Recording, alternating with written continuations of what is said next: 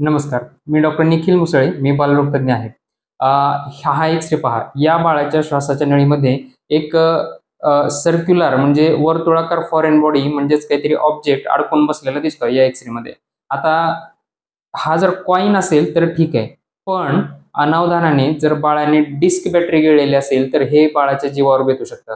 या disk battery कुठेही आढळतात. या घड्याळामध्ये असतात. त्याचप्रमाणे रिमोटच्या खेळणी किंवा सेलवर चालणाऱ्या गाड्या या कशामध्येही या प्रकारच्या डिस्क बॅटरी सापडू शकतात. त्या जर बाळाने खेळता-खेळता काढल्या, ती खेळणी फुटून त्या बाहेर पडल्या आणि त्या जर बाळाने गिळल्या किंवा ठसका लागून त्याच्या श्वासाच्या नळीत जरी ही डिस्क बॅटरी अडकली, तरी देखील ही डिस्क बॅटरी बाळाच्या जीवावर बेतू शकते.